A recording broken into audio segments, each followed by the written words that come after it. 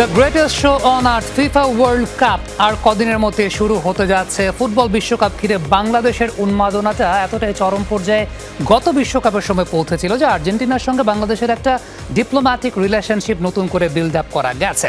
তবে সত্যি কথা বলতে আমরা একটা বিষয় চিন্তা করতে পারি একটু অন্যভাবে। আমি নিউজ পেপারে দেখছিলাম যে এই ফিফা বিশ্বকাপ জয়ী যে দলটা থাকবে সেই দলটা ফিফা বিশ্বকাপ শেষে 610 কোটি টাকার মতো পাবে। এখন প্লেয়াররা প্রাইজ মানি পাচ্ছে, ফিফা ইনকাম করছে, কিন্তু দর্শক যারা তারা তো বিনিয়োগ করছেন, তারা তো কোনো আয়ের জায়গাটা থাকছেন না, তারা শুধুমাত্র ব্যয় করে যাচ্ছেন।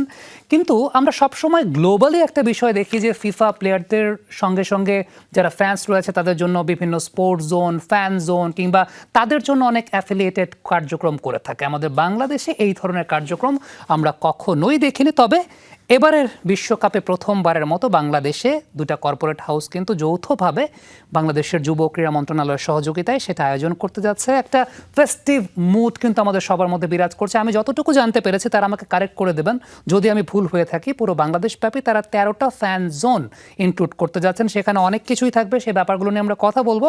অন দ্যাট নোট আমন্ত্রণ জানাচ্ছি আজকের স্যাটারডে নাইট স্পোর্টসে আমাদের সঙ্গে দুজন অতিথি রয়েছেন। বাই দ্য ওয়ে, আমি সৈয়দ আবিদ হোসেন সামি আপনাদের সঙ্গে আছি। আমাদের আজকের ট্যাগলাইনটা বিশ্বকাপ ফুটবল উন্মাদনা এবং ফ্যান জোন। আমাদের স্টুডিওতে আলোচনার জন্য দুজন অতিথি রয়েছেন। আমাদের সঙ্গে রয়েছেন Sezan Lincoln, CEO Athlete Sports Care, welcome.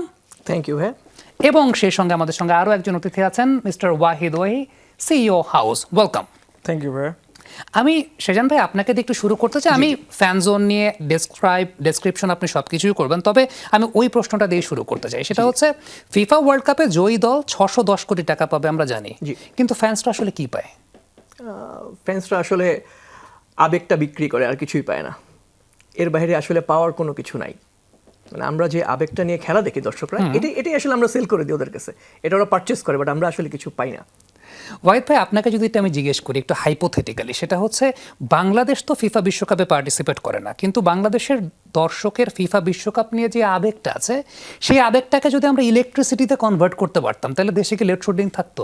না না না, কোনোভাবেই থাকতো না। কারণ আমাদের দেখা যায় কি যে আমাদের বিশ্বকাপটা কিন্তু আসলে যেভাবে আমরা উন্মাদনা সবসময় থাকে আমাদের মাঝখানে, এটা কিন্তু একটু আপনি যেহেতু বললেন যে হাইপোথেটিক্যালি আমরা যদি বলি, তাহলে এটা কিন্তু আমরা যদি ধরতাম যে এটা উত্তরাধিকার সূত্রে দুইটা দলে বিভক্ত হয় কিন্তু সবসময়, ব্রাজিল আর্জেন্টিনা আমরা সবসময় দেখি। এখন অবশ্য অনেক দলের সাপোর্টার আসতেছে, তারাও খেলা দেখতেছে, অনেক দল ভালো করতেছে। তবে সবসময়ই আমরা দেখছি যে এই দুইটা দলের কিন্তু ইলেকট্রিসিটি যেটা আপনি বললেন সেটা কিন্তু সবসময় একটু হাই ভোল্টেজ থাকে।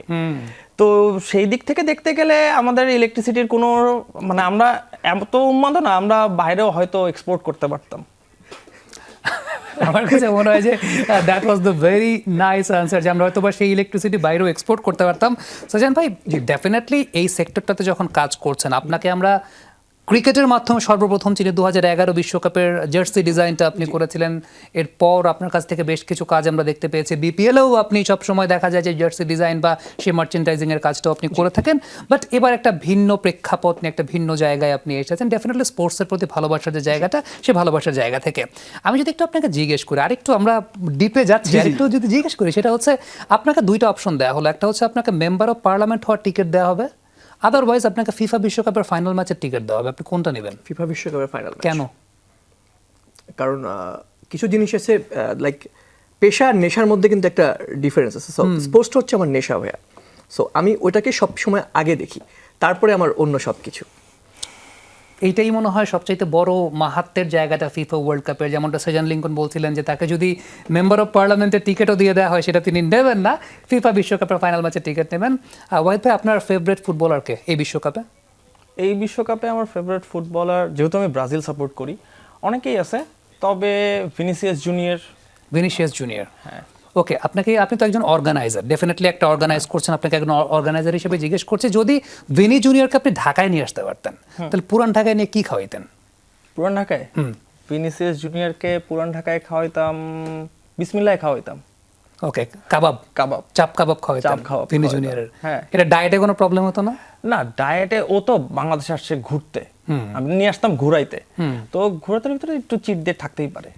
ওকে, আমি এই কোয়েশ্চেনগুলো কেন করছি, কারণ স্পোর্টস ট্যুরিজম একটা অনেক বড় পার্টের জায়গা এবং আমরা কখনোই আমাদের এই স্পোর্টস ট্যুরিজমের জায়গাটাকে প্রমোট করতে পারি নাই। এবারে ওনাদের উদ্যোগটা নিয়ে একটু কথা বলতে চাই এবং সেই জায়গাটাতে স্পোর্টস ট্যুরিজম, স্পোর্টস ইকোনমি সবকিছু কিভাবে রিলেটেড সে ব্যাপারগুলো নিয়ে একটু জিজ্ঞেস করবো। সেজান ভাই, একটু ডেসক্রিপশন জানতে চাইবো আপনাদের দুজনের কাছ থেকে যে আলটিমেটলি আমরা বিশ্বকাপের সময় বড় পর্দায় ফুটবল ম্যাচ দেখানো উন্মাদনা, সেটার গত বিশ্বকাপে একটা আলাদা রূপ দেখতে পেয়েছি, একটা আলাদা ভাইব দেখতে পেয়েছি। সেখান থেকে ফ্যান জোনে কনভার্টের জায়গাটা, এই চিন্তাটা আপনাদের মাথায় প্রথম কিভাবে আসলো? আসলে এখানে একটু আমি পিছিয়ে যেতে চাই। আমি যখন 2011-তে জার্সি চ্যাম্পিয়ন হয় তখন আমার বয়সও খুব ছোট। That was my first work. So তখন আমি একটা ক্যাম্পেইন স্টার্ট করেছিলাম যে গর্জে ওঠো Bangladesh, design for nation, jersey for people. So এই ফ্যানদেরকে নিয়ে কিন্তু আমার মানে স্টার্টিং লাইফটাই শুরু হয়েছে ফ্যানদেরকে নিয়ে। সামহাও এবার ওয়ার্ল্ড কাপে আসলে বেসিক্যালি যেহেতু আমি জার্সি ডিজাইন, জার্সি ম্যানুফ্যাকচারিং, মার্চেন্ডাইজিংয়ে কাজ করি, আমি অনেকের সঙ্গে বাইরে কথা বলছিলাম যে কোনো অবস্থাতেই বাংলাদেশের ফ্যানদের জন্য অরিজিনাল রেপ্লিকাটা করা যায় কিনা এখানে, সবাই আমরা ফ্যানদের জন্য। বাট ওটা আমি আসলে করতে পারিনি, অনেক ট্রাই করলাম। তারপরে হুট করে একদিন আমার মাথায় আসছে যে যেহেতু ওটা করতে পারিনি, ওটা লাইসেন্স আমার নাই, বাট ফ্যান জোন তো আমি, ফ্যান পার্ক, যেহেতু আমি ক্রিকেট নিয়ে কাজ করি, ফুটবল নিয়ে কাজ করি, পার্কটা সম্পর্কে আমার খুব ভালো একটা আইডিয়া আছে যে ফ্যান পার্ক কী হতে পারে। সো আরেকবারের উন্মোদনটাকে আমি একদম জাস্ট একটা ওয়ান আমব্রেলার নিচে আনার জন্য আমি তখন চিন্তা করি যে হ্যাঁ ঠিক আছে, আমার ব্র্যান্ডের নাম অ্যাথলেক্স, সো অ্যাথলেক্সের এক্স দিয়ে আমি এক্স ফ্যান জোনটাকে স্টার্ট করি। দেন আমি হাউসকে বলি যে ওরা আমার সবাই স্কুলের ছোট ভাই, একইভাবে খেলাধুলা করে বড় আমরা সবাই, তো বলে এটা করা যায় কেন। ও এক কথা বলছে, ভাই ইটস ইয়োর ড্রিম, আসেন একসাথে করি। সো আমরা এখান থেকে আসলে এক্স ফ্যান জোনের একটা স্টার্টিং করি এবং পরবর্তীতে যখন আমরা এটাকে নিয়ে আরও ব্রেন স্ট্রমিং শুরু করি তখন আসলে আমাদের খুব ছোট ছিল, আমরা 2-1টা প্লেসে আমাদের ক্যাপাসিটির মতো করে আমরা করতে চেয়েছিলাম। বাট যখন ফাইনালি এটাকে একটা প্রেজেন্টেশন আকারে নিয়ে আমি মিনিস্ট্রিতে যাই, তখন ভাইয়া আমিনুল ভাই আমাকে বলে যে দ্যাটস এ গুড আইডিয়া, তো কতটুকু করতে পারা যায়, তো রাতের খেলা তো। সো এই যে শুরু, এখান থেকেই শুরু হলো। তারপরে গল্পটা আসলে এক্সিকিউশনের যে ব্যাপারগুলো কি থাকতে পারে ফ্যান জোনের, এটা আসলে হাউস, বাট আইডিয়াটাও একটা বসা থেকেই শুরু যে ফ্যানদের জন্য আসলে আমরা কি করতে পারি, দ্যাটস ইট। ওকে, আমি সেই জায়গা থেকে হাউসের পার্সপেক্টিভ থেকে যদি জানতে চাই যে কোনো একজন ফুটবল ফ্যান, আমি হয়তো বা আমার বাসায় ফুটবল ম্যাচ দেখে কমফোর্টেবল ফিল করি, আমি ফ্যান জোনে গিয়ে আলাদা কি পাবো যেটা আমি আমার বাসায় কমফোর্ট জোনে পাবো না? আচ্ছা, সেটা হচ্ছে যে আমরা যদি বাইরের কান্ট্রিগুলোতে দেখি, সেইখানটায় কিন্তু সবসময় একটা বিশ্বকাপের সময় একটা ফ্যান জোন, ফ্যান পার্ক এগুলো থাকে। তো বাংলাদেশে তো আমরা জায়ান্ট স্ক্রিনে যখন আমরা খেলা দেখি তখন আমাদের এটা কিন্তু অনেক লিমিটেড জায়গায় জায়ান্ট স্ক্রিনে খেলা দেখায়। তো আমাদের চিন্তা হলো যে দেখেন, আমরা কিন্তু সেহরি করতে এখন কিন্তু বাইরে যাচ্ছি, আমরা কিন্তু সেহরি করতেও কিন্তু বাসাতে আমরা কমফোর্টেবল, কারণ ঘুম থেকে উঠে সেহরি করে আবার নামাজ পড়ে আমরা ঘুমায় যেতাম। বাট এটা কিন্তু চেঞ্জ হচ্ছে আস্তে আস্তে। তো আস্তে আস্তে যখন চেঞ্জ হচ্ছে, তো আমরা কিন্তু লাস্ট বিশ্বকাপেও দেখছি যে বাইরে যে খেলা দেখার যে একটা প্রবণতা, এটা কিন্তু অনেকটা ছিল। সো ওইখান থেকে আমাদের চিন্তা করা যে হ্যাঁ, আমরা তাহলে এইবার জায়ান্ট স্ক্রিনে সবাইকে খেলা দেখার সুযোগ করে দিব ওয়ান আমব্রেলার নিচে। সো এটা থেকেই পরে ভাইয়ের সাথে আমরা বসলাম, বসে কথাবার্তা বললাম, ব্রেন স্টর্ম করলাম। এটা আসলে কি ভাইয়া, আমরা এটা একটা সিরিজ প্রোগ্রাম, আমাদের 9 তারিখে একটা এটার ইনোগ্রেশন আছে, DFF fan zone Dhaka football fiesta, এটা হচ্ছে আমাদের ইনোগ্রেশন। এবং এটার যে চেইন সেটা হচ্ছে ডিএফএফ এক্স ফ্যান জোন, ভাইয়া যেটা বলেন অ্যাথলেক্সের এক্স দিয়ে ফ্যান জোন। সো আমরা এটা ইনোগ্রেশন করবো 9 তারিখ, দেন আমরা 11 তারিখ থেকে আমরা X fan zone, DFF X fan জোনের দিকে এক্সিকিউশনে চলে যাব। সেজান ভাই, এরকম কি কোনো কিছু আছে, সাপোজ আমার পরিবারে হয়তো বা 5 জনের মধ্যে 3 জন ফুটবল ফ্যান, বাকি 2 জন ফুটবল ফ্যান না, তারা হয়তো বা ফুটবল বোঝে না, কিন্তু যে মানুষটা ফুটবল বোঝে না তার জন্য কি এই ফ্যান জোনে কোনো কিছু থাকবে, সেও কি গিয়ে এন্টারটেইনড হবে, এরকম কোনো কিছু কি আছে? আসলে এক্স ফ্যান জোনটা যখন আমি করেছি তখন আমার মাথায় ছিল যে এটাকে একটা ফ্যামিলি অর্গানোগ্রামে আনা যায় কিনা। আপনি যেটা বললেন যে 2 জন ফুটবল খেলে বা 3 জন ফুটবল খেলে, 2 জন ক্রিকেট খেলে, তার কি হতে পারে। সো তখন আমি ওহিকে এটা প্ল্যান করলাম যে ওহি, আমরা এক্সপ্যান জোন তো অনেক বড় বড় মাঠ নিয়ে করার শখ ছিল আমাদের, যে বিগ ফিল্ডগুলোতে আমরা ফুল এক্সপ্যান জোন করবো, লাইক এক সাইডে ফুড, এক সাইডে স্পোর্টস জোন, কোথাও বা গেমিং জোন। সো যে ফুটবল পছন্দ করে না সে তো ক্রিকেট পছন্দ করে। সো আমরা ছোট্ট একটা জায়গায় হয়তো বা শর্ট নক রাখতে পারি ক্রিকেটের জন্য, যার দরকার সে খেললো, বা ওইখানে একটা কুইজ রাখতে পারি। সো আমরা আসলে এখানে এক্সপ্যান্ড জোনের আপনি যখন এটি স্টার্ট হবে তখন আপনি দেখতে পারবেন যেখানে ফুটবলের বাহিরেও অনেকগুলো গেম জোন আছে বাচ্চাদের জন্য। এটাকে কি বলি আমরা, কিডস জোন আছে, যেখানে বাচ্চারা খেললে একটা হয়তো বা বল গিফট পাবে বা একটা ইয়ে পাবে। তারপরে আমাদের অ্যাথলেটিক্সের জন্য আমরা ফ্যানদের জন্য যে এক্সপ্যান্ড জোনের আসলে সব থেকে বড় মজার যে জিনিসটা আছে, আমরা ওখান থেকে জার্সিটা সেল করব, এবং জার্সিটা বাংলাদেশে তৈরি একটা কোয়ালিটি প্রোডাক্ট। এটা আসলে কোনো এক্সপোর্ট না, আমাদের তৈরি প্রোডাক্ট আমরা সেল করব খুব লিমিটেড একটা প্রাইসে। ভালো একটা প্রোডাক্ট পাবে ওখান থেকে। কারণ আমি নিজে যখন 22-এ খেলা দেখছি, আমি আর্জেন্টিনার সাপোর্টার, আমি গিয়ে ওখানে পতাকা খুঁজে পাই না। সো আমি গিয়ে ওখানে জার্সিও খুঁজে পাই না যে দুইটা কিনে কাউকে গিফট করব। সো আমরা এক্সপ্যান্ড জোনের মধ্যে জার্সির একটা স্টলই রাখতেছি, যেখান থেকে আপনি খুব লিমিটেড একটা প্রাইসে আপনি আপনার মতো করে জার্সি কিনে, আপনি যদি ভুলেও এসে পড়েন যে আমি জার্সি নিয়ে আসিনি, you can buy there. So that's it. আপনি জার্সির প্রসঙ্গ থেকে বলেন, একটু জিজ্ঞেস করতে ইচ্ছা করছে, সেটা হচ্ছে যে বাংলাদেশে কোন টিমের জার্সি আসলে বেশি বিক্রি হয়, আর কোন টিমের জার্সি 500 টাকা বেশি রাখলেও বেশি বিক্রি হয়? আসলে টোটালটাই ডিপেন্ড করে হাইপের উপর। লাইক বাংলাদেশে সব থেকে বেশি বিক্রি হয় আর্জেন্টিনার জার্সি। ওয়াহিদ ভাই, আপনি কি এগ্রি করবেন? না, যদি আমি বিজনেস পার্সপেক্টিভ থেকে দেখি তাহলে বাংলাদেশে ব্রাজিলের থেকে একটু আর্জেন্টিনার সাপোর্টারের রেশিওটা একটু বেশি। ওকে। এবং কিছু তো আমি যেটা আপনাকে বললাম সেটা হচ্ছে যে কিছু এখন কিন্তু আমাদের যে সাপোর্টাররা তারা কিন্তু কিছুটা স্প্লিট হয়ে গেছে। লাইক এখন ফ্রান্স অনেক আগায়, স্পেন অনেক আগায়, ইংল্যান্ড অনেক আগায়, জার্মানি অনেক আগায়। তো এই যদি আমি টোটাল কম্প্যাক্ট একটা রেশিও ধরি তাহলে ভাইয়া সঠিক যে আর্জেন্টিনার জার্সিটা একটু বেশি বিক্রি হয় ইন রেশিও। ওকে, সেটা কি 500 টাকা বেশি চাইলেও বেশি বিক্রি হয়? অনেক সময় হয়। যেমন ধরেন এবার জার্সির মার্কেটটা একটু ডিফারেন্ট ভাই। আমি আর্জেন্টিনার ফ্যান, বাট আমি ইংল্যান্ডের জার্সি পরছি। কারণ হচ্ছে জার্সিটা এখন আগের মতো কিন্তু জার্সিতে নাই, it's a style and it's a fashion. So as a fashion sense আপনি ব্রাজিল করতে পারেন, বাট আপনি অন্য টিমের জার্সি। আমি এবার পার্সোনাল ইউজের জন্য মিনিমাম 15টা জার্সি কিনছি ডিফারেন্ট কান্ট্রি। মেক্সিকোর জার্সি খুব সুন্দর, সৌদি আরবের জার্সি খুব সুন্দর, স্পেনের red jersey is very good. So আমি মোটামুটি আমার বাসায় সবগুলো জার্সি কিনছি, আমি পরে ঘুরছি। আমি যে আর্জেন্টিনাটা পড়ছি তা না, আর্জেন্টিনার অ্যাওয়েটা খুব ভালো, আমার কাছে ব্ল্যাকটা ভালো লাগে, ইভেন ব্রাজিলের জার্সিটাও ভালো লাগে। সো অ্যাজ এ বিজনেসম্যান, যেহেতু আমি জার্সি বিজনেস করি, সো আমার কাছে যে অর্ডারগুলো আসে সেই অর্ডার রেশিও অনুযায়ী আমি আপনাকে বললাম যে এখানে যদি 10,000 আর্জেন্টিনার জার্সি হয়, 5-6 হাজার ব্রাজিল হয়, অন্যগুলো এভাবে থাকে। এবং আমাদের সেল প্রোডাক্টটাও এরকম যে আর্জেন্টিনার জার্সিটা সব থেকে বেশি সেল হচ্ছে। আর যেহেতু এবার দেখেন মেসির লাস্ট ওয়ার্ল্ড কাপ, এবার নেইমারের লাস্ট ওয়ার্ল্ড কাপ, রোনালদোর লাস্ট ওয়ার্ল্ড কাপ, সো আসলে 3টা টিমের জার্সির ডিমান্ড অনেক বেশি। সো এই ডিমান্ডগুলো থেকেই আসলে এক্সপ্যান্ড জোনে যেমন আমরা বল রেখেছি, আমরা বিভিন্ন সুভিনিয়র রাখছি, যেগুলো আসলে নর্মালি বিক্রি হয় অনলাইন কিংবা অফলাইন, কারণ আমাদের কিন্তু কোনো মার্চেন্ডাইজ নাই। দ্যাট ইজ এ ভেরি, মানে আমার খুব কষ্ট লাগে যে বাংলাদেশে 20 কোটি মানুষ হলে 17 কোটি ফুটবল ফ্যান, 3 কোটি যেটা বাচ্চা আছে যারা খেলা বুঝে না, ওরাও লাফালাফি করে। আমার বাচ্চা অনেক ছোট বয়স, কিন্তু ফুটবল দেখলে লাফালাফি করে।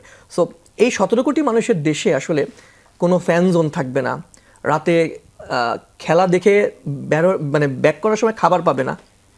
এই জন্যই ফ্যান জোনটাকে মানে চিন্তাটা থেকেই সবকিছু করা ফ্যান জোনটা। ওকে, ফ্যান জোনের আমি যদি এক্সিকিউশন পোর্শন একটু আসতে চাই, বাংলাদেশের মতো দেশে, টু বি ভেরি অনেস্ট, আপনারা যখন লজিস্টিক্স নিয়ে চিন্তা করেছেন, আপনারা যখন সিকিউরিটি নিয়ে চিন্তা করেছেন, আপনাদের সামনে সবচাইতে বড় চ্যালেঞ্জটা আসলে কোন জায়গায় ছিল? আচ্ছা, আমাদের চ্যালেঞ্জটা বলতে দেখেন ভাইয়া, আমরা তো চিন্তা করছি অনেকভাবে, সিকিউরিটির দিকটা সিকিউর করছি, তারপরে লজিস্টিকের দিকটা সিকিউর করেছি। আমাদের সাথে যখন মন্ত্রণালয় অ্যাফিলিয়েটেড হয়ে গেছে তখন এই জিনিসটা একটু ইজি হয়ে গেছে আমাদের জন্য। মন্ত্রণালয়ের সহযোগিতা, লজিস্টিক সহযোগিতায় এই জিনিসটা আরো একটু ইজি হয়ে গেছে আমাদের জন্য। কারণ দেখেন যে এখানটায় লজিস্টিক সাপোর্ট যতটা না ডিফিকাল্ট, এর থেকে নিরাপত্তা নিশ্চিত করাটা হচ্ছে ততটাই জরুরি আর Challenge. কি, চ্যালেঞ্জ। তো এইখানটায় যখন আমাদের মন্ত্রণালয় সহযোগিতা করেছে তখন আমাদের জন্য জিনিসটা এক্সিকিউশন করার যে ব্যাপারটা সেটা ইজি হয়ে গেছে। এবং আপনারা জায়গা নির্বাচনটা আসলে কিভাবে করেছেন এবং সেই জায়গাটা কোন কোন বিষয় মাথায় রেখেছেন? কারণ আমি যতটুকু শুনতে পেরেছি যে ঢাকা ছাড়াও বাংলাদেশের অন্যান্য জেলাগুলোতেও হচ্ছে, তো এই জায়গাগুলো আপনারা কিভাবে বাছাই করেছেন? আচ্ছা, এটা একটু আপনাকে আমি তখন বললাম যে আমাদের এটা যেহেতু সিরিজ প্রোগ্রাম, তো এটার ডিএফএফ এক্স ফ্যান জোনের ইনোগ্রেশন হচ্ছে 9 তারিখ, আগামী 9 তারিখ। জি। তো এইটা আমি এখন রিভিল করতে পারছি না Okay. যে আমি কোথায় দেখাচ্ছি। ওটা আমাদের মাননীয় প্রতিমন্ত্রী মোহাম্মদ আমিনুল হক উনি ইনোগ্রেট করবে, তো আমরা সেই দিন আমরা আসলে রিভিল করতে যাচ্ছি। এটা একটু সাসপেন্স, বাট আপনি যদি আমি আপনাকে এতটুকু বলতে পারি যে কি কি জিনিস বিবেচনায় রেখে তো আমরা চিন্তা করছি যে আমরা কিছু জোন ভাগ করছি। কিছু জোন ভাগ করার পরে ওইখানগুলোকে আমরা ইমপ্লিমেন্ট করছি যে আচ্ছা এইখানটার উন্মাদনা এরকম, এইখানটার উন্মাদনা এরকম। কিছু রিস্ক ফ্যাক্টর আমরা বিবেচনা করছি যে না এটা এখানে করতে গেলে এই রিস্ক ফ্যাক্টরগুলো আমাদের কাছে আছে। তো এই জায়গাগুলোতে আবার চিন্তা করে কিছু বাদ দিছি, কিছু করছি, আমরা কিছু সার্ভে করছি। সব মিলে আমরা একটা জায়গায়, একটা কনস্ট্রাকটিভ জায়গায় আসছি, দেন এটা আমরা মন্ত্রণালয়ে অ্যাপ্রোচ করছি। সো সবকিছু ঠিকঠাক থাকলে 9 তারিখ আপনারা জানতে পারবেন যে আমরা কোন কোন জায়গায় আসলে খেলা দেখাচ্ছি। সেজান ভাই, আপনারা কি জাতিসংঘের শরণাপন্ন হতে যাচ্ছেন কিনা? কারণ ব্রাজিল এবং আর্জেন্টিনার সমর্থকদের মধ্যে আমরা যেরকম ক্যাচাল দেখি আমাদের বাংলাদেশে, এখন যদি ফ্যানজনের মধ্যে এরকম কোনো ক্যাচাল চলে, সে সময়টা কি জাতিসংঘের শরণাপন্ন হতে হবে? আসলে ফ্যান জোনটা আমরা যখন আগে খেলা দেখেছি ঢাকা ইউনিভার্সিটিতে বা বিভিন্ন মোড়ে যে জিনিসগুলো, আমরা অনেক কিছু চিন্তা করে ফ্যান জোনটাকে আমরা মানে এক্সিকিউশনে যে ব্যাপারটা যাচ্ছি, যে আমরা সবাইকেই বলেছি যে আমরা দর্শকদেরকেও বলবো যে এটা আসলে পাবলিক প্রপার্টিস, আমরা তাদের জন্যই এই জিনিসটা করতেছি এবং তাদের এটার সিকিউরিটিটাও তাদের দায়িত্ব। কারণ এখনো বাংলাদেশে এত বছরেও আসলে ফ্যান জোন বা এরকম একই সিরিজের 14-15 বা 10টা হোক, যেটাই হোক, মানে কেউ করে নাই, সাহসটাই build হয় নাই। সো কালচারটা যে লাস্ট ইয়ারে যখন আমরা খেলা দেখেছি, আমরা দেখেছি যে ছোট একটা বাচ্চাকে ঘাড়ে করে নিয়ে বাবা দাঁড়ায় আছে কিন্তু বসার জায়গা পাচ্ছে না। ঢাকা ইউনিভার্সিটির কথা আমি বলছি। এবং ঢাকা ইউনিভার্সিটির যে সিকিউরিটি দেখেছি, আমি দেখেছি কোনো গন্ডগোল হয়নি।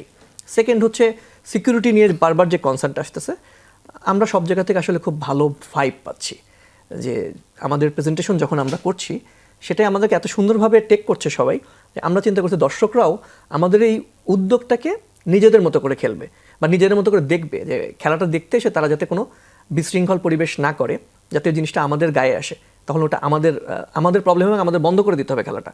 কোনো গণ্ডগোল হলে আমাদের সেই জায়গাটা বন্ধ করতে হবে। আমরা চাই না যে সবাই আমরা ভাগ হয়ে খেলা দেখি, বাট গন্ডগোল বা কি বলে জাতিসংঘ শরণাপন্ন যাতে না হতে হয়, এটা আসলে দর্শকদের উপরই আমরা ছেড়ে দিচ্ছি। এনিওয়েজ, আমরা আসলে এই জায়গাটাতে বাংলাদেশের ফুটবল কালচারটা কিভাবে বিল্ড আপ হয়েছে, ইভেন স্পোর্টস ইকোনমি কতটুকু আসলে আগাচ্ছে, পুরো বিশ্বব্যাপী এটা একটা গেম চেঞ্জার হয়ে গেছে এবং ফিফা ওয়ার্ল্ড কাপের যে এন্টায়ার ইকোনমিক সিস্টেম, সেই ইকোনমিক সিস্টেম থেকে নন পার্টিসিপেটিং নেশনগুলো খুব উপকৃত হচ্ছে, সেটা আমরা কতটুকু আসলে ব্যবহার করতে পারছি, আরো কোন কোন জায়গায় কাজ আছে, আমরা সেই বিষয়ে ফিরবো। স্যাটারডে নাইট স্পোর্টসের আজকের আয়োজনে সকলকে আবারও আমন্ত্রণ। আমাদের আজকের ট্যাগলাইন বিশ্বকাপ ফুটবল উন্মাদনা এবং ফ্যান জোন। আমরা ফ্যান জোন নিয়ে কথা বলছিলাম এবং বিরতির মাঝখানে আমার কাছে কয়েকটা কোয়েশ্চেন এসেছে সোশ্যাল মিডিয়াতে। একজন জিজ্ঞেস করেছেন একটা বিষয়, যে ফ্যান জোনে কোন বিষয়টা নিয়ে ডিবেট লাগতে পারে সবচাইতে বেশি, মেসি, রোনালদো, নেইমার নাকি ব্রাজিল, আর্জেন্টিনা, পর্তুগাল?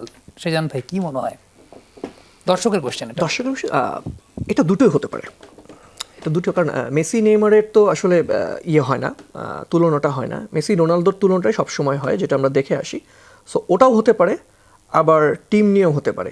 কারণ আমাদের বাংলাদেশের পার্সপেক্টিভে মেসি, নেইমার, রোনালদোর মানে নেইমার থেকে রোনালদোর ফ্যান অনেক বেশি। মেসির পরবর্তী হতে পারে, মেসির বেশিও হতে পারে। আমি অনেকেই দেখি যে আর্জেন্টিনা করে কিন্তু ফ্যান হচ্ছে রোনালদোর। সো এই ইয়েটা দুটা ক্ষেত্রেই হতে পারে।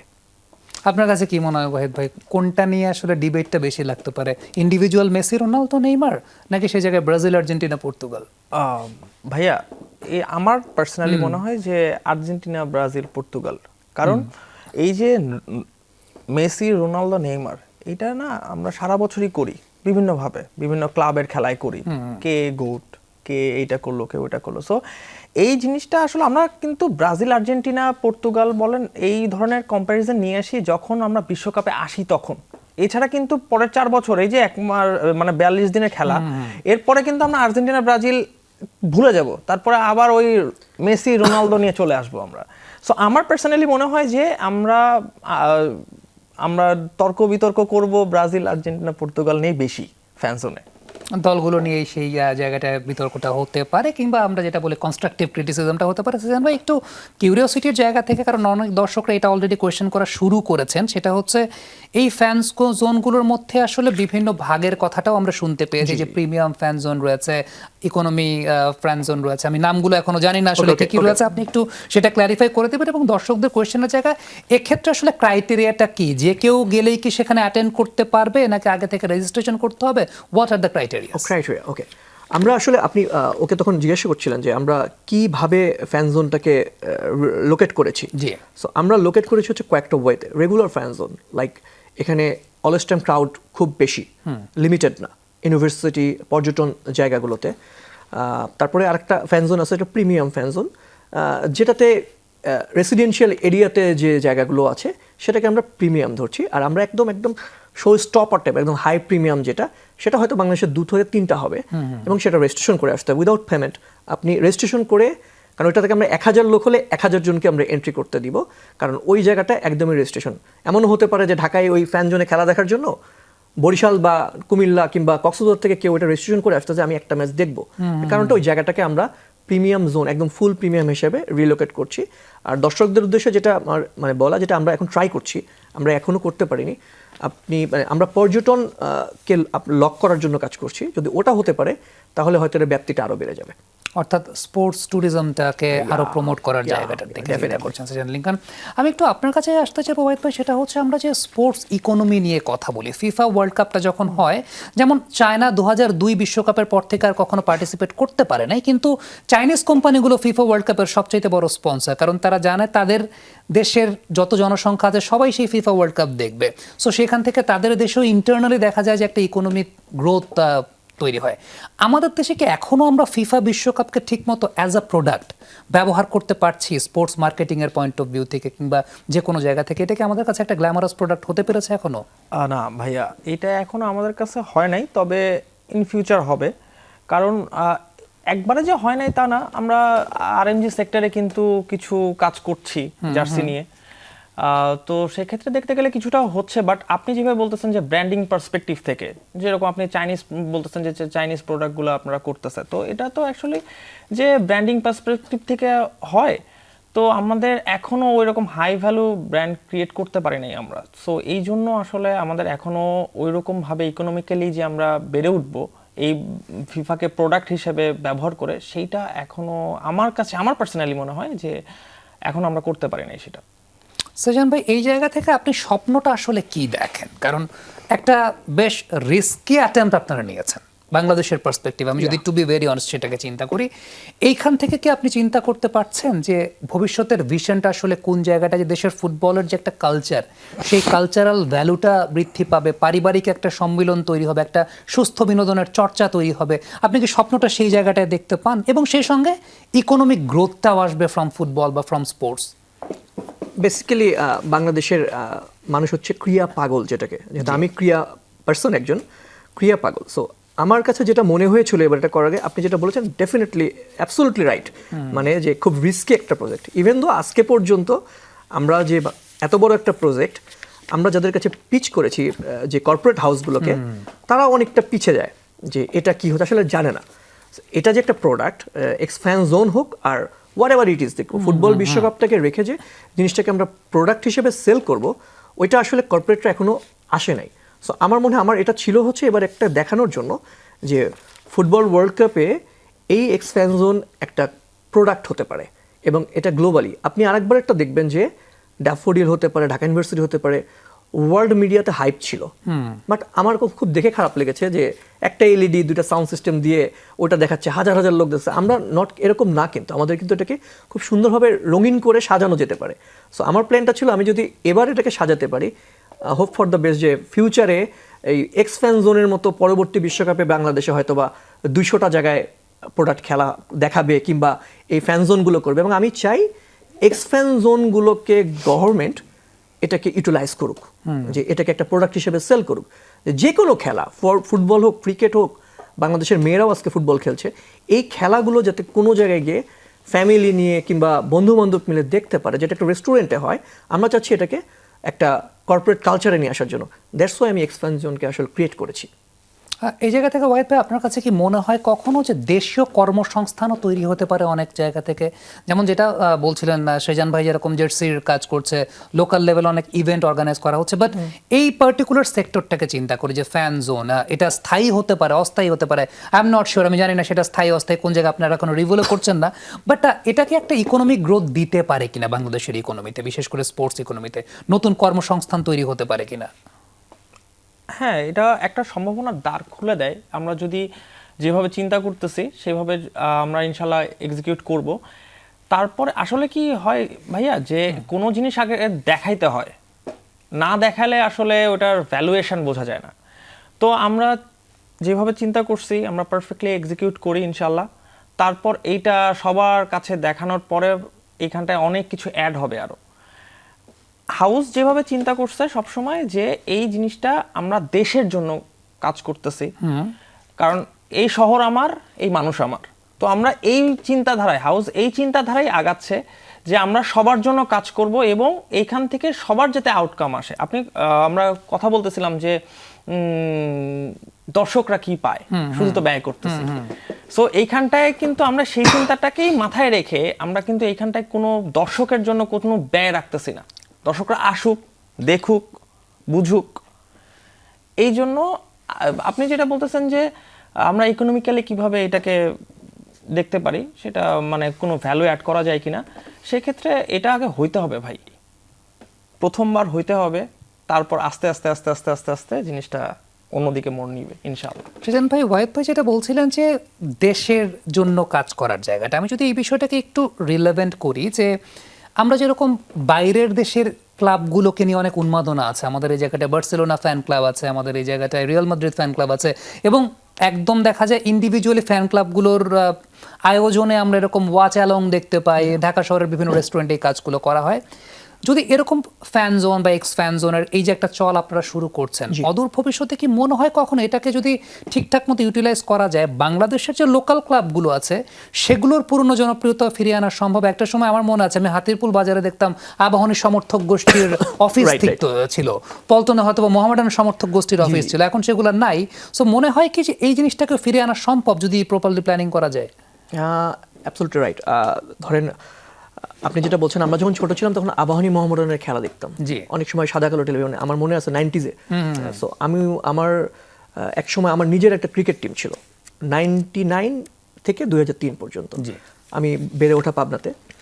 সো আমার এই জিনিসটা খুব ফিল হয় যে কেন আবাহনী মোহামেডানের সে খেলাটা হারায় গেছে। আমরা বার্সেলোনায় দৌড়াদৌড়ি করি, আমরা অন্য টিমগুলোকে যেভাবে মুভ করি, আমাদের নিজের দেশের প্রতি কিন্তু আমরা ওভাবে এখনো মুভ করতে পারি না। লাইক ফুটবলের এত বড় একটা আয়োজন, আমরা হয়তো পার্টিসিপেট করতে পারছি না, বাট আমরা তো রিলেট করতে পারি জিনিসটা। তো রিলেট করতে গেলে কি করতে হবে? ফেডারেশনকে অনেক কিছু আগে আসতে হবে। হয়তো তারা আমাদেরকে অনেকভাবে হেল্প করতে পারবে না, বাট সাহস তো দিতে পারে যে গো থ্রু করেন, আগান। সো এটা নিয়েই একটা সব থেকে বড় সমস্যা, এবং আমি এটাই চাই যে এক্সপ্যান্স জোনটা আসলে আমাদের পুরনো কালচার, যেটা আমাদের ছেলেমেয়েদের মধ্যে এখন খেলা দেখার চলনটা কম, সবাই আমরা গেমিং নিয়ে ব্যস্ত, মোবাইল নিয়ে, আমি ওখান থেকে বের করে আমি একটু রিভার্সে যেতে চাই, যে ওই জিনিসটা যদি হয় যে আগের দিনটা, তাহলে আমার কাছে মনে হয় আমার সার্থকতা আমার কাজের।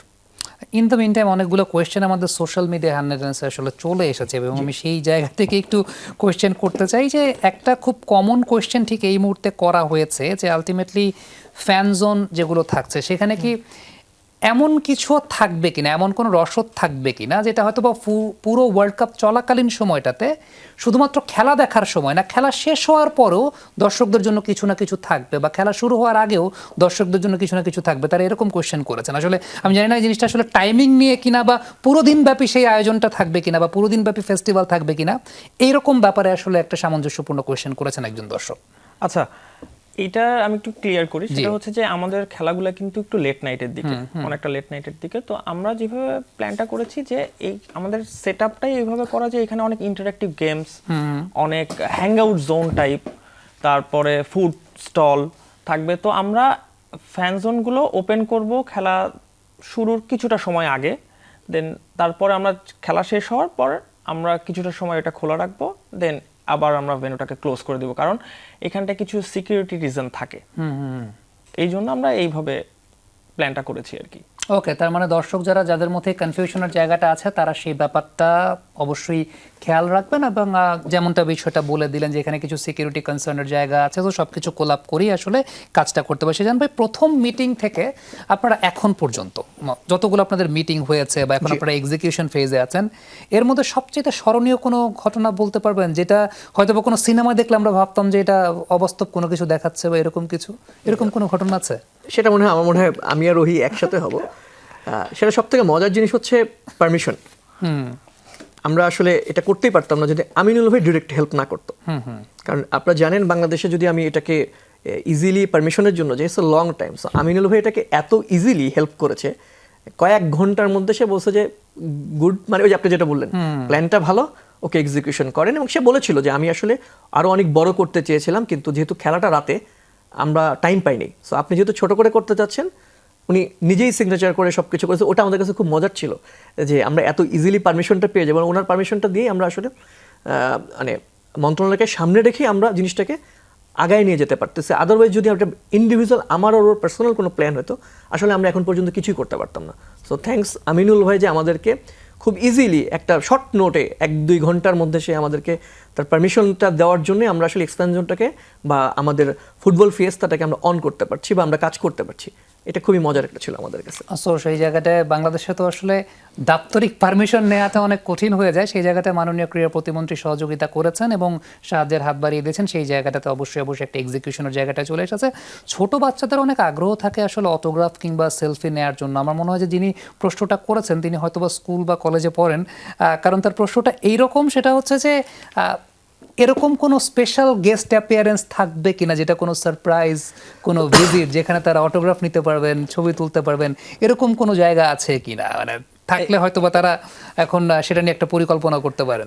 আচ্ছা, এটা তো আমরা 9 তারিখে রিভিল করব এবং এটা টুইস্ট হিসাবে থাকবে যে কে আসতেছে, এটা আমরা একটু সারপ্রাইজ রাখবো। কারণ আমরা যদি এখন বলে দেই তাহলে তো আর এটা সারপ্রাইজ থাকলো না। আমি কি কয়েকটা গেস করব? করতে পারেন ভাইয়া। হামজা চৌধুরী? ভাই আমরা সাসপেন্সে থাকি। ওকে, সাসপেন্স, আমরা সেই সাসপেন্সটাতে শেষ করতে চাই না। তবে রেজান ভাই, এই জায়গাটা থেকে যদি আমরা একটু কন্টিনিউ করে, ওকে আমাদের প্রডিউসার আমাদেরকে বলেছেন যে আমাদেরকে আরেকটা বিরতি আসলে নিতে হবে, সেই বিরতি থেকে ফিরে এসে আমরা আরও কিছু গুরুত্বপূর্ণ ব্যাপার নিয়ে কথা বলতে চাই। আমাদের সঙ্গে দুজন আছেন যারা এই ইভেন্টটাই অর্গানাইজ করেছেন এবং সামনে অনেক চমক, আমাকে সাসপেন্সগুলো এখনো রিভিল করতে চাচ্ছেন না, শেয়ার করতে চাচ্ছেন না, বাট আমি এক্সপ্রেশন অনেক কিছু বুঝতে পারছি আস্তে আস্তে। এনিওয়ে, সেগুলো আমরা আরও রিভিল করার চেষ্টা করবো। আমি যখন কথা বলছিলাম, আমার সম্মানিত দুই অতিথি আমাকে সাসপেন্সের কথা বলছিলেন যে আলটিমেটলি তিনি অনেকগুলোতে সাসপেন্স রাখতে চান। আমিও ঠিক এই মুহূর্তে একটা সাসপেন্স রাখতে চেয়েছি। Anyways, in the meantime আমি যখন কথা বলছিলাম, আমার এই ডিভাইসের এআই আমার মুখ থেকে ফিফা ওয়ার্ল্ড কাপ শুনে আর্জেন্টিনা ব্রাজিল অনেক কিছুই কি যেন বলছে। এনিওয়েজ, সে কিছু আমি বুঝতে পারছি না, বাট ফ্যাক্ট সেটা হচ্ছে আপনাদের সঙ্গে একটা গেম খেলতে চাই। আপনারা দুজন তো ব্রাজিল আর্জেন্টিনার ইন্ডিভিজুয়াল সমর্থক, কিন্তু আপনারা একই সঙ্গে কাজ করেন, দুজনের মধ্যে টিম ওয়ার্ক আছে। এইবারে এই গেমটাতে আমি ব্রাজিল এবং আর্জেন্টিনাকে এক টিমে রাখতে চাই। আপনারা দুজন আলোচনা করে তারপর উত্তরটা আমাকে দেবেন, ঠিক আছে? সো আমার কোয়েশ্চেনটা একটাই কোয়েশ্চেন, বাট আমি অনেকগুলো অপশন দিব। আমার এক কোয়েশ্চেনটা হচ্ছে, who is the better forward? আমি আপনারা যেহেতু যে জেনারেশন বিলং করেন সেই জেনারেশনের প্লেয়ারদের নামই বলবো। Who is the better forward, Neymar or Erling Haaland? যুক্তি করে উত্তর দেন দুজন একসঙ্গে, একটা অ্যান্সার নেব। Haaland, okay. Haaland or Mohammad Salah? Salah depend. Okay. Salah or Mbappe? Mbappe. দুজনেরই একসঙ্গে এমবাপ্পের কথা বললেন, যদিও সেজান ভাইকে কাঁপিয়ে দিয়েছিলেন গত বিশ্বকাপে Mbappe. Okay, Mbappe or Ibrahimovic? Mbappe or Cristiano Ronaldo? Cristiano Ronaldo. আর্জেন্টিনার সাপোর্টার ক্রিস্টিয়ানো রোনালদো বলছেন। ওকে, এইবারে the toughest one, Cristiano Ronaldo or Lionel Messi?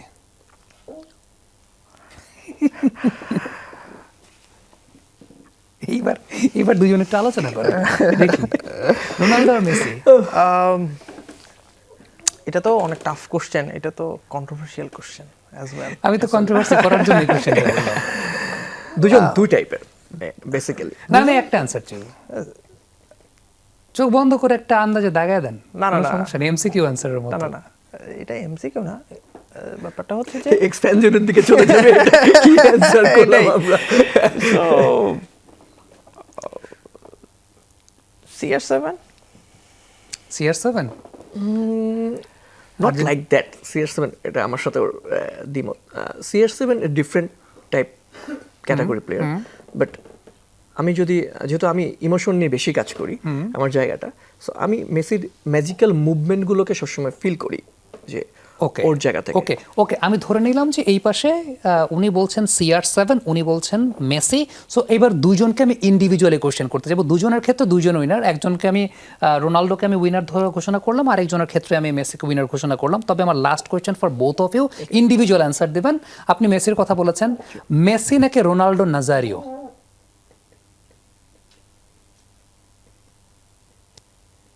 Messi. Okay, মেসিকেই জয়যুক্ত ঘোষণা করলেন সেজান লিঙ্কন। আপনার ক্ষেত্রে CR7 মানে ক্রিশ্চিয়ানো রোনাল্ডো নাকি Ronaldo Nazario? Ronaldo Nazario. Ronaldo Nazario. Can you elaborate? যারা হয়তো বা এখনকার জেনজি তারা হয়তো বা বুঝতে পারবে না। দেখেন, রোনালদো হচ্ছে আমার নাজারিও, তিনি কিন্তু হচ্ছে 2002-এ সব কিছু কমপ্লিট করছে, সব। কিন্তু গোল্ডেন বুট, ম্যাক্সিমাম গোল, সব CR7 কিন্তু এখনো ফুলফিল না, ওনার কাছে কিন্তু ওয়ার্ল্ড কাপ নাই। সো সেই ক্ষেত্রে এবং খেলার মুভমেন্টও যদি আমি বলি, সে ক্রিশ্চিয়ানো রোনালদো এক ধরনের প্লেয়ার অ্যান্ড রোনালদো নাজারিও কিন্তু ম্যাজিক্যাল প্লেয়ার। পেনাল্টি এরিয়ার ভেতরে রোনাল্ডো হ্যাঁ। নাজারিও কি না কি যে একটা কি জানি কি করতেন, করে, একটা ম্যাজিক কি জানি একটা হ্যাঁ, করতেন। Magical player. আমাদের শৈশবে সেই সময়টাতে। এনিওয়েজ রোনাল্ডো নাজারিও এই জায়গাটা জয়যুক্ত হয়েছে। আর লিওনেল মেসিকে সাজান ভাই যেহেতু আবেগের কথাটা বললেন, তিনি তার আবেগটাকে রেখেছেন। But definitely all are great players, এবং পুরো একটা বা দুটা প্রজন্মকে তারা প্রত্যেকেই কিন্তু আসলে ক্যারি ফরওয়ার্ড করেছেন ফুটবলের লেগাসিটা। এবার আমরা একটু সিরিয়াস টপিকের আলোচনার দিকে যেতে চাই। আমি যে বিষয়টা নিয়ে বলছিলাম সেটা হচ্ছে যে স্পোর্টস ট্যুরিজম, একটা দেশের কালচারকে রিপ্রেজেন্ট করা। আমরা সত্যি কথা বলতে স্পোর্টসের মাধ্যমে, ক্রিকেট যদি আমরা চিন্তা করি, আমরা আমাদের কালচারটাকে রিপ্রেজেন্ট করতে পারতাম হয়তো বা অনেক বেশি, অনেকাংশে পেরেছি। বিশ্বকাপের মঞ্চে বাংলাদেশ খেলেছে, বাট ফিফা বিশ্বকাপ সেখানেও কিন্তু বাংলাদেশের উন্মাদনার জায়গাটা অনেক দূর পর্যন্ত পৌঁছেছে। এমি মার্টিনেজ তিনি বাংলাদেশে এসেছিলেন, তিনি বাংলাদেশের কালচার হেরিটেজ সম্পর্কে জানতে চেয়েছেন, জেনেছেন, অনেকে নতুন করে জানছে। সো আলটিমেটলি এই যে আপনাদের এবারের যে উদ্যোগটা, এরকম কোনো কিছু কি আছে যে বাংলাদেশকে আমরা বিশ্ববাসীর সামনে উপস্থাপন করতে পারবো? স্পোর্টস ট্যুরিজমের কথা আমি বলছিলাম, যে সেই স্পোর্টস ট্যুরিজমটা অনেক বেশি মাত্রা এক্সপ্যান্ড হবে। সেটা একটা টপিকস হতে পারে। লাইক এটা এরকম হচ্ছে যে আমরা তো ফুটবল ওয়ার্ল্ড কাপ খেলি না, তো জি। ওয়ার্ল্ডের আকর্ষণটা কি থাকে? উন্মাদনাটা। সো আমি আসলে এই ফুটবল যে পাবলিক ইমোশনটাকে, এটাকে অ্যাটাচ করে এটাকে আসলে সেল করার জন্য ওয়ান কাইন্ড অফ এটাকে সেলিং প্রোডাক্ট, যে ওয়ার্ল্ড মার্কেট বা ওয়ার্ল্ড বিশ্ব দেখো যে একটা কান্ট্রি সে ফুটবল এখনও ওয়ার্ল্ড কাপে যেতে পারেনি, বাট সেখানে million people dying for the another country. So এটা হচ্ছে ফ্যাক্ট। সো এটা কিন্তু আসলে বিশাল বড় একটা ব্যাপার যে আর্জেন্টিনা কোথায় হাজার হাজার কিলোমিটার দূরে, তার জন্য আমরা এখানে মানুষ কি অনেক কিছু হচ্ছে, অনেক কিছু হচ্ছে। যুদ্ধ হচ্ছে, মারামারি হচ্ছে, মানুষ মারাও যাচ্ছে অনেক সময় দেখা যায়।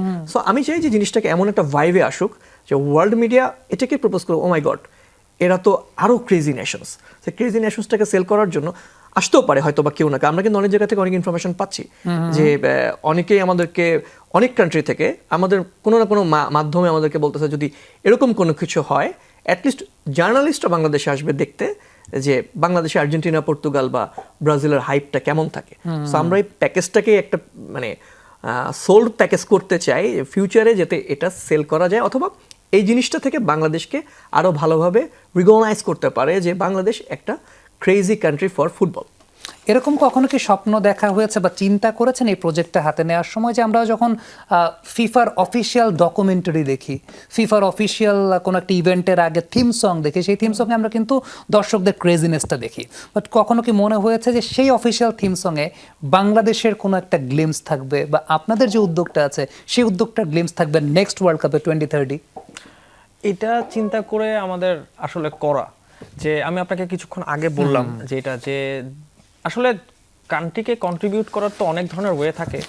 তো আমরা যদি এইভাবে কন্ট্রিবিউট করতে পারি আমাদের নিজ নিজ জায়গা থেকে, তো আমরা চিন্তা করছি যে কেন না, যেহেতু এর আগেও দেখাইছে বিভিন্ন কান্ট্রির ক্রেজিনেসের যে গ্লিমসগুলো দিয়ে হইছে, তো আমরা চিন্তা করছি যে আমরা জিনিসটা এমনভাবে করব যাতে ফিফার নজরটা আমাদের উপরে পড়ে এবং আমাদেরকে প্রায়োরিটাইজ করা হয় যে হ্যাঁ ওরা তো এটা করছে, ওরা পার্টিসিপেটও করে নাই ওয়ার্ল্ড কাপে, বাট ওরা এটা আমাদের জন্য করছে। তো এই চিন্তাটা আমাদের আছে যে, বা ইচ্ছাটা আছে যে আমরা চাই যে ফিফার নেক্সট বিশ্বকাপে আমাদের শর্ট গ্লিমসটা থাকুক।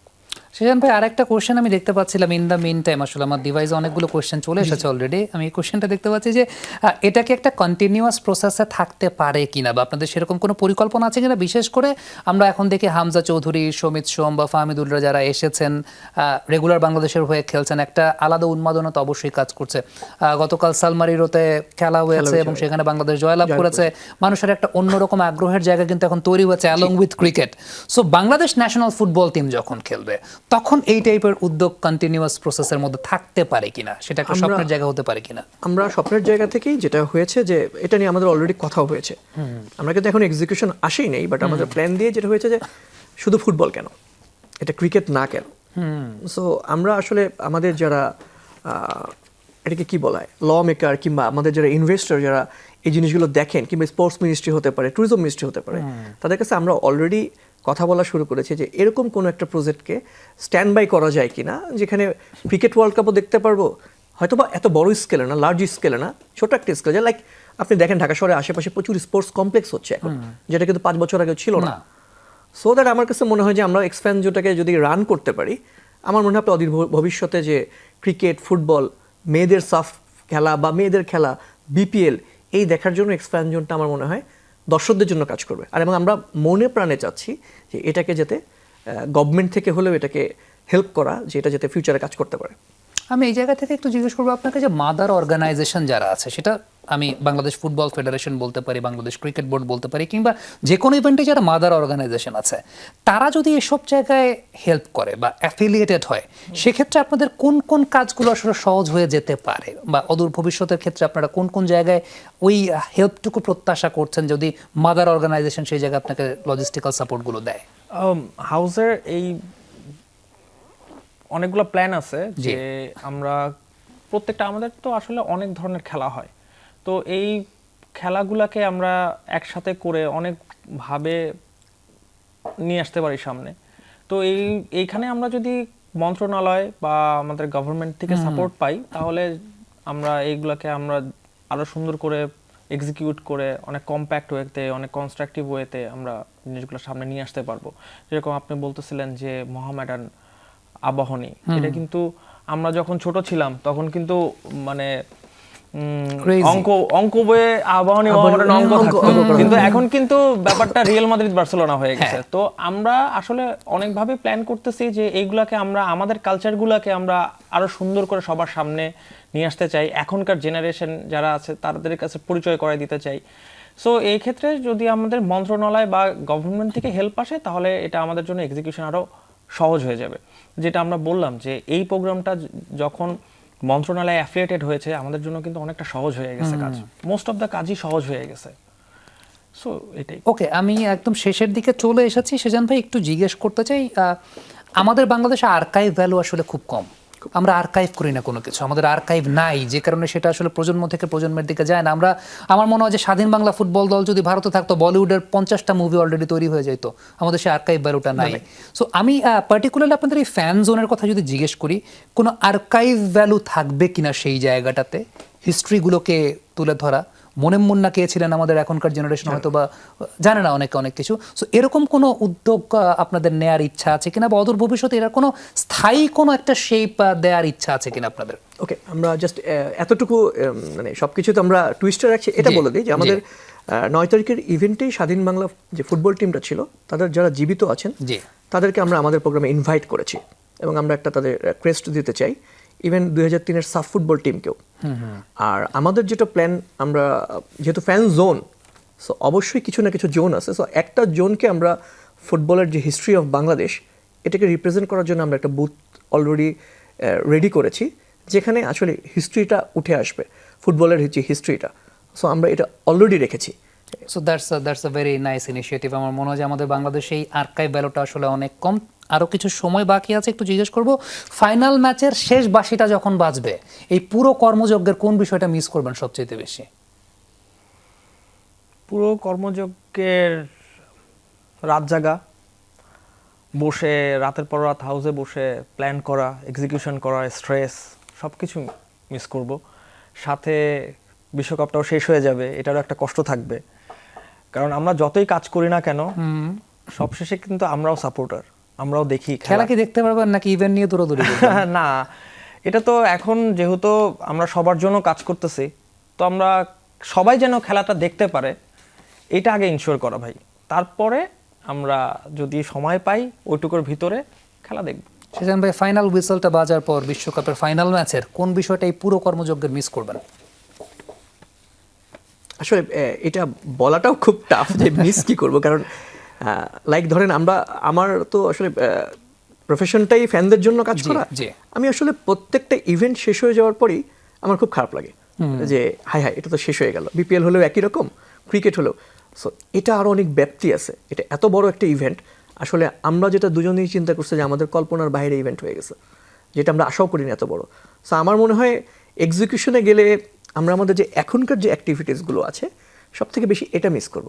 কারণ এই অর্গানাইজ করাটাই ছিল আমাদের জন্য এখন পর্যন্ত সব থেকে চ্যালেঞ্জ। এক্সিকিউশন হয়ে গেলে তখন আসলে পেছনের মজাটা আমরা খুব মিস করবো, যে আমরা কোথায় দৌড়াইছি, কার কাছে গেছি, কাকে বোঝানোর জন্য রাতের পর রাত বসেছিলাম যে আমাদের পিটিপিটা একটু দেখেন, এটা অন্য একটা জিনিস। এটা সব থেকে বেশি মিস করবো। এবং আরও মিস করব যে মানুষগুলো আমাদের সাথে আসলে বুঝতেই পারেনি যে এক্স ফ্যান জোনটা কি, তারা তখন আমাদেরকে মিস করবে যে আমরা এক্স ফ্যান জোনটাকে মিস করে ফেলেছি। এটা সব থেকে আমার মজা লাগবে যে তারা মিস করে ফেলবে। ওকে, 2038 সালে যদি বাংলাদেশ ফুটবল বিশ্বকাপে পার্টিসিপেট করে, যদি কোনো কারণে করে, বাংলাদেশ কোনোদিন পার্টিসিপেট করে, বাংলাদেশের সবচেয়ে বড় স্ট্রেংথ কি থাকবে বলে মনে হয়? এটা একটা ভেরি টাফ কোশ্চেন। বাংলাদেশের সব থেকে বড় স্ট্রেংথ হচ্ছে বাংলাদেশের ফ্যান জোন। বাংলাদেশের ফ্যান জোনের কথাটাই বলছিলেন, এবং সাজান লিঙ্কন এটাও বলছিলেন যে যখন ফুটবল বিশ্বকাপের ফাইনাল ম্যাচের শেষ বাঁশিটা বাজবে সেই সময়টাতে তিনি হয়তো বা মিস করবেন পুরো কর্মযজ্ঞের বিষয়টাতে। আমরা এখনো জানি না যে আসলে কি হতে যাচ্ছে, আপনারা অনেক কিছু, অনেক সিক্রেট এখন পর্যন্ত রিভিল করেন নাই।